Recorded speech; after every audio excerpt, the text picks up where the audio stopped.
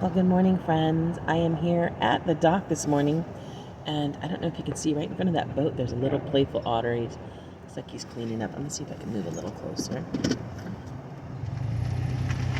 Anyway, and I already took a little walk on the beach, but while I was doing that, yesterday I tried to do some filming, and it didn't work out because there was a truck, and then today there's some truck too. Hey, little mister, hello. Today there's a truck too, and they usually just have a lot of big background noise. They're usually unloading or loading here. So I thought I would just take this minute this morning. I had to kind of come up the dock to share with you what I had seen yesterday and some of the things I've been meditating on as a result. So yesterday they had this amazing sand structure. With like this huge octopus, and it looked like it was wrapped around a buoy, and then it had like these elaborate sand castles, and then it had this mountain, and at the top of the mountain it said Omni, and then you went down a little bit further and it had like some other sea creature and castle, and then it had what looked like, I don't know, maybe Zeus. um, so as I was meditating on it, I was just, first of all, I was thinking, it's so funny. They spend all this time creating these structures, but they're not going to last. I mean, they're on the shore, and high tide just takes them out. And so maybe I always think about, too, sometimes with art, like people are like, oh, it took you so long, and then you just give it away. And I'm like, well, I painted it to give it away. They're like, yeah, but it took you so long. And I'm like, yes, but it's a gift. So sometimes we can't really measure, just because we invest doesn't mean that we're going to get everything that we invested, we're getting the harvest on the same crop. And if we've invested, then we just have to know that we're investing in something eternal, not something temporal. So when it's something temporal, it can be taken from you by the elements, taken from you by people, taken from you. But when you're investing eternally, your view is bigger, your perspective's bigger. And so what you do and all your energy is absorbed in a bigger picture, beyond time, beyond space. So that is encouraging for all those out there with an eternal perspective and a life that's living now.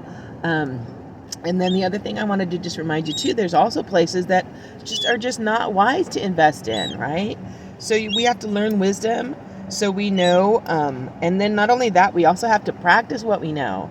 Even if it's ABCs, we can't let go of our ABCs. You try and let go of your A, B, and C and see if you can talk, right? Because all of your basics, even just 5 vowels, you take 5 vowels out of your language and you're not going to be speaking the same, and people won't be able to understand you. So you have to keep your basics with you as you move forward.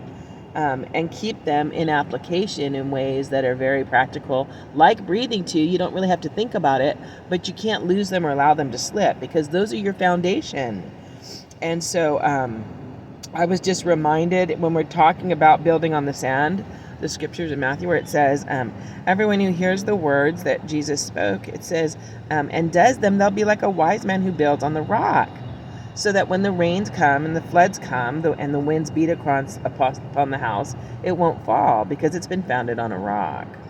And everyone who hears the words of mine and does them will be like this man, a wise man, right? And then he goes on, and he's in comparison, in contrast, and he says, but if you're not wise, like if you build on the sand, you're not wise.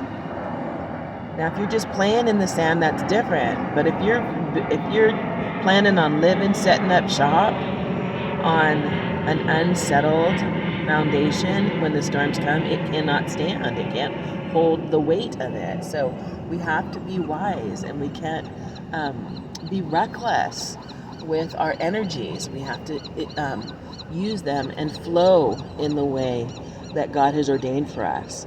So it's important to listen inside, sit still, and then move in the flow of where your heart is going, where your passions have taken you. God created you uniquely, and he wants to use you amazingly in this world.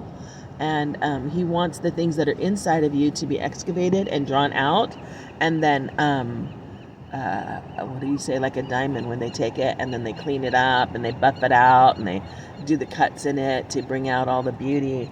And so we're under construction. So some places are messy, some places are, you can begin to see areas where you're like, oh my gosh, that's going to be so beautiful, right? So we're still under construction. So don't mind if it gets a little messy, but just make sure you're building wisely and you're using your energies wisely. That's it for now. Have a great and glorious, love-filled, and victorious day, my friends.